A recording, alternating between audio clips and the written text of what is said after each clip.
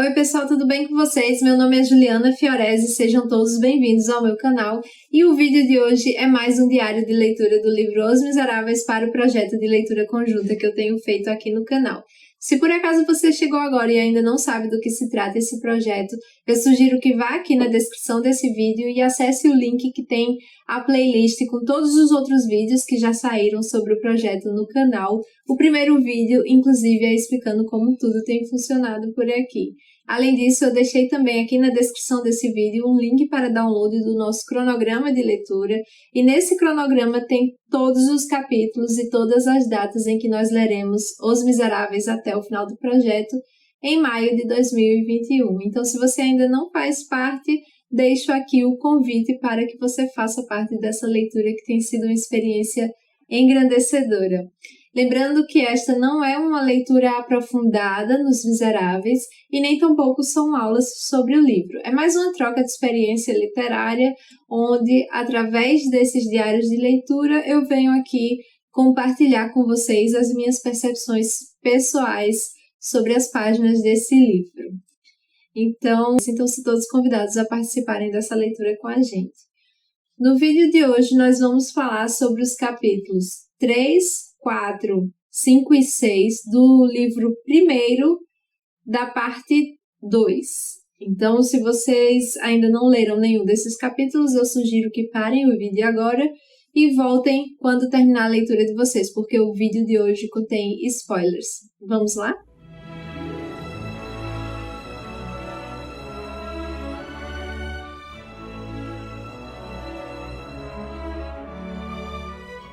Aqui no capítulo 3, que se chama 18 de junho de 1815, a gente vai dar um salto no passado, né? A gente vai voltar alguns meses antes do que começa a acontecer ali no início do livro, né? Quando o padre Myriel, ele vira bispo de Digne.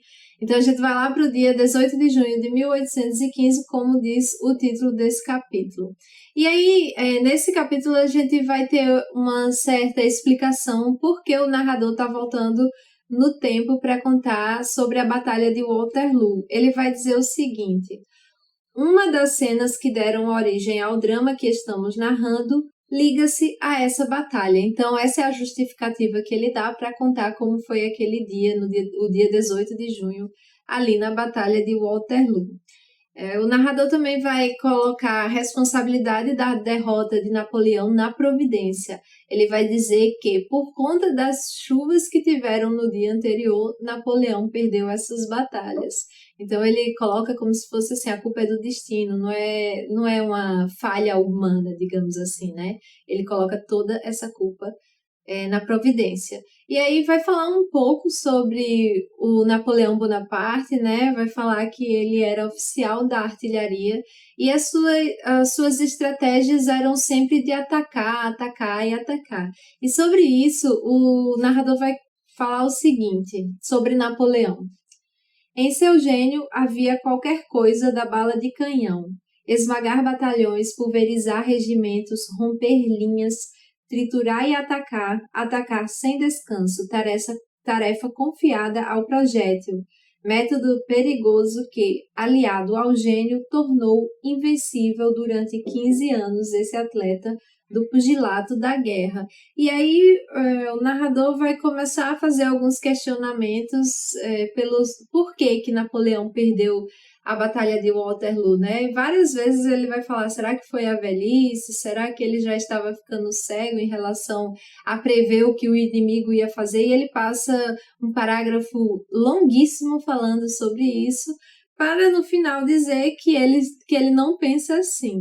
E aí ele vai falar mesmo que foi por conta do destino, foi por conta desses acasos que dominaram os dois capitães, né? O Napoleão Bonaparte, dos franceses, e o capitão dos ingleses, que era o Wellington. E ele vai falar, inclusive, aqui que o plano de batalha de Napoleão era um plano, uma obra-prima, né? Como se fosse assim, um plano perfeito. E sobre o plano de Napoleão, ele vai dizer o seguinte: seu plano de batalha era, segundo a opinião de todos, uma verdadeira obra-prima. Ir direto ao centro da linha aliada, fazer uma brecha na frente inimiga, cortá-la em dois. impelir a metade britânica para Hull e a metade prussiana para Tongres, transformar Wellington e Blucher em duas coisas insignificantes, conquistar Mont-Saint-Jean, apoderar-se de Bruxelas, jogar o alemão no Reno e o inglês no mar. Tudo isso tinha sido calculado por Napoleão para essa batalha. E aí a gente vai finalizar esse primeiro capítulo aqui com essas informações e, inclusive, o final do capítulo vai dizer exatamente aquilo, né? Que foi uma sequência de acasos que estava dominando ali os dois capitães de Waterloo. Aqui no capítulo 4, que se chama A, o narrador vai começar a fazer um mapa a partir da letra A, de todo o campo de batalha, de tudo que estava acontecendo ali em Waterloo. Vai explicar onde estavam os exércitos franceses, onde estavam os exércitos ingleses. E aí ele começou a fazer essa descrição toda e ficou meio que difícil para mim, então eu precisei desenhar e anotar tudo para poder ver o que é que o narrador estava contando aqui. Isso facilitou muito a minha leitura, não só desse capítulo, mas dos capítulos seguintes da meta de hoje. Então me contem aqui nos comentários, alguém mais fez esse desenho para entender melhor? Eu particularmente preciso ver assim para poder compreender melhor tudo o que foi dito aqui nesse capítulo. Não, eu acho que não vai dar para vocês verem, mas é basicamente tudo aquilo que o narrador vai contar aqui. Aqui está a estrada de Nivelle, aqui está a estrada de Genappe. Aí ele vai dizer lá que o exército dos ingleses, né, o exército comandado por Wellington, estava em Mont-Saint-Jean, que é aqui no vértice do A. Aí aqui nessa linha que corta o A, né, que ele chama de corda no capítulo, ele vai contar que aqui tem uma depressão. E um pouquinho abaixo do corte do A aqui, um pouquinho mais para baixo, tem um ponto de apoio dos ingleses, que é High Ascent. E mais embaixo aqui na ponta desse outro A, nessa outra ponta do A, é onde fica o Gaumont, que a gente viu nos capítulos anteriores. E aqui mais para baixo ficava a companhia de Jerônimo Bonaparte, que era dos franceses, né, irmão de Bonaparte, e do outro lado, mais para baixo, ficava a companhia de Napoleão Bonaparte também. E aqui no centro do A foi onde se definiu a Batalha de Waterloo, e basicamente o que eles estavam disputando era todo esse terreno aqui, que era o Planalto de Mont-Saint-Jean, né? Eles estavam tentando conquistar esse espaço aqui. Então a batalha se deu, em resumo, por conta disso tudo. E aí vai falar também nesse capítulo que vai mostrar, né, como é que Napoleão estava ali, e aí vai fazer uma descrição muito pomposa de Napoleão no seu cavalo, vai falar das vestimentas dele, de como ele estava ali naquele momento antes da batalha começar. E depois, ele mais pra frente vai falar sobre a própria história, e eu achei muito interessante, sobre como às vezes as pessoas que já foram grandes são minimizadas depois que elas caem, assim, né? Então eu achei muito interessante. Inclusive o último parágrafo desse capítulo diz o seguinte: essa claridade, a história é impiedosa. E tem isso de estranho e de divino, que, embora seja unicamente luz, e precisamente porque é luz, faz surgir aqui e ali, onde antes brilhavam raios, pontos obscuros. Do mesmo homem, ela faz dois fantasmas diferentes, um atacando o outro e fazendo justiça, provocando uma luta entre as trevas do déspota e o brilhantismo do general. Daí se origina um ponto de vista mais verdadeiro na apreciação dos povos.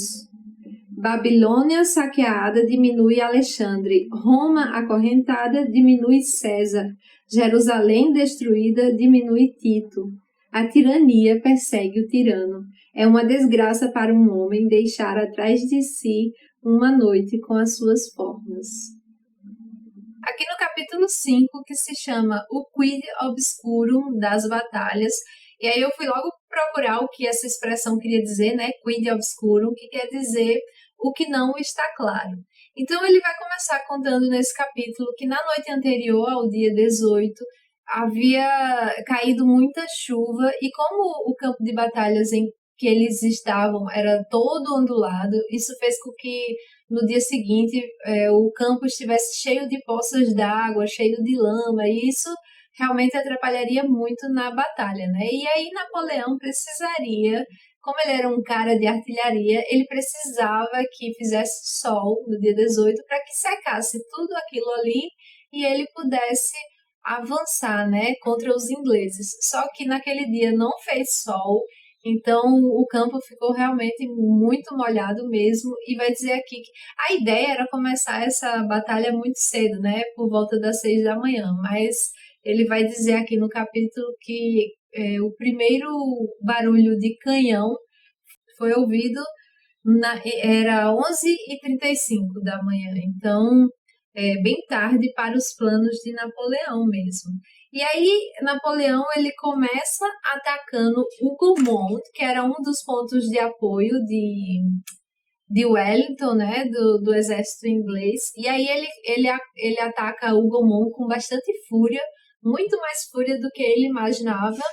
Mas foi isso que aconteceu, e ali naquele ponto era como se fosse uma estratégia de Napoleão, porque ali teria uma emboscada para o capitão Wellington, né? A ideia era atrair ele até o Gaumont, só que ele não vai, o Wellington não foi para esse ponto, ele mandou apenas algumas companhias e de reforço mesmo. Então isso foi contra tudo o que Napoleão Bonaparte tinha imaginado. E aí ele vai falar que nesse meio da luta, que foi mais ou menos da batalha, né? Que foi mais ou menos do meio-dia às 4 horas da tarde, é ali aquele espaço das sombras do combate, né? Quando todo mundo tá guerreando e aí fica só aquela névoa, muita poeira, fumaça subindo, não se enxerga muito bem, fica um aspecto meio de crepúsculo mesmo, de nevoeiro, né? E aí ele vai falar também de como os exércitos, nessas situações, nessas guerras no campo de batalha, eles ficam meio atrapalhados, fica meio uma confusão ali. Sobre isso ele vai falar de uma frase que diz o seguinte: a imobilidade de um plano matemático exprime um minuto e não uma jornada. Então é como se eles fizessem todos aqueles planos estratégicos antes da batalha, só que aquilo dura apenas um minuto, não a jornada inteira, né? Quando se está lá no meio da guerra, coisas que a pessoa não esperava acabam por acontecer, então você tem que reagir de outras formas, e aí fica mesmo naquela parte obscura mesmo, que você tem que resolver ali na hora a própria sobrevivência, né? Mas isso acontece também muitas vezes, assim, no dia a dia da gente, né? A gente se planeja tanto para alguma coisa, só que aí a gente está inserido em outras circunstâncias diferentes das quais a gente tinha planejado, e a gente tem que seguir em frente, né? Tem que escolher outras estratégias aí para completar o que a gente estava pensando anteriormente.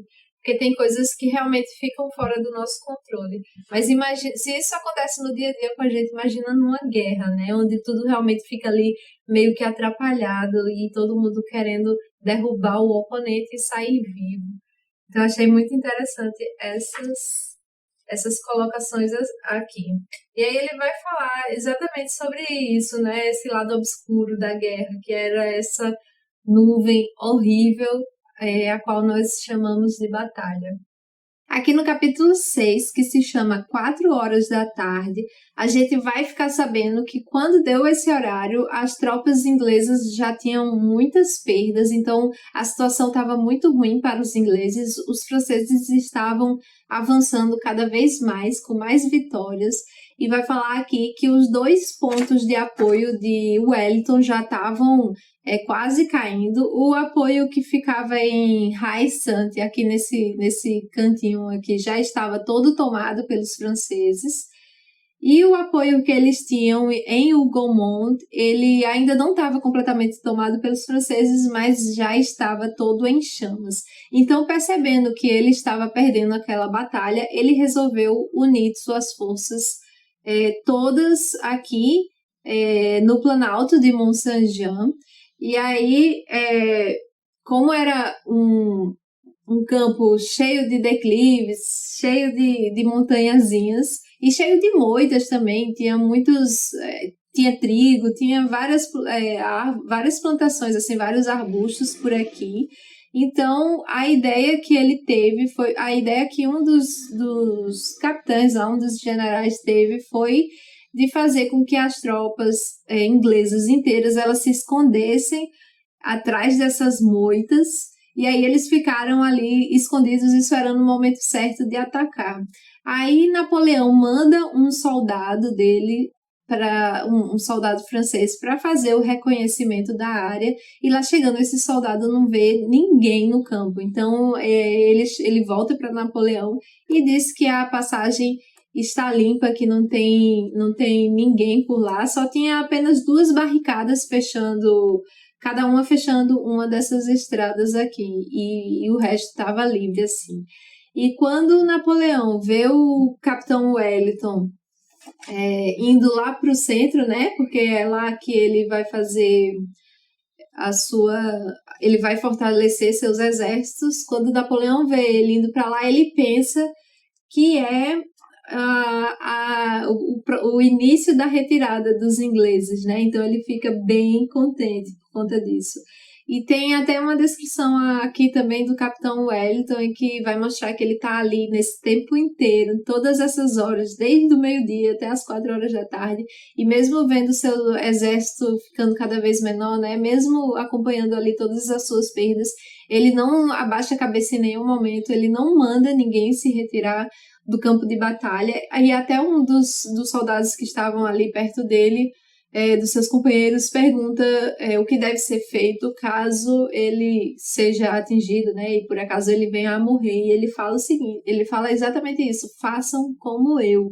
E ele tá ali em cima do cavalo, observando tudo, e tá indo para frente, mesmo perdendo, né, a batalha. E aí ele completa dizendo assim: resistam até o último homem. Então ele era um homem realmente que estava ali para dar o seu sangue pelo seu país, né, pela Inglaterra. Achei interessante esse posicionamento do Capitão Wellington também. E aí a gente termina a meta de hoje. Eu tô achando muito interessante ver essas estratégias de batalha, ver o que é que as pessoas ali naquele momento fazem, né? Esse negócio dos ingleses se esconderem atrás da moita para esperar os franceses atacarem. Eu achei isso muito interessante. A própria descrição que o narrador vai fazer ali do campo de batalha, né, em formato de A, e vai explicar onde cada pessoa está, onde cada exército estava, onde eram os pontos de apoio dos ingleses, onde os franceses estavam, onde é que Napoleão decide atacar primeiro, né, que foi ali em Hougomont. E aí essa coisa do soldado ir ali no campo de batalha fazer o reconhecimento e não ver nenhum soldado inglês, que estavam todos escondidos, né? Eu tô achando isso muito interessante, mas eu entendo quem não gosta dessa parte, porque Victor Hugo, antes de começar, quando ele termina, né, a parte 1 do livro, que é a parte de Fantine, ele coloca a gente numa posição assim que não tem como não ficar curioso para os próximos acontecimentos do livro, né? Porque acontece tanta coisa emocionante ao mesmo tempo que a gente quer continuar nessa linha da narrativa, e aí às vezes a gente acaba tentando ler com mais pressa essas páginas da Batalha de Waterloo, mas assim, se a gente for ler com calma, tem tanta coisa interessante aqui. Eu espero que vocês estejam achando interessante também. Eu, particularmente, estou adorando passar por esses capítulos. Eu estou lendo muito devagar, prestando atenção nesses detalhes e tentando entender realmente o que é que o narrador está tentando contar pra gente, porque em algum momento vai chegar o ponto em que ele falou que o início dessa história, um dos pontos iniciais dessa história, começa a partir dessa batalha de Waterloo.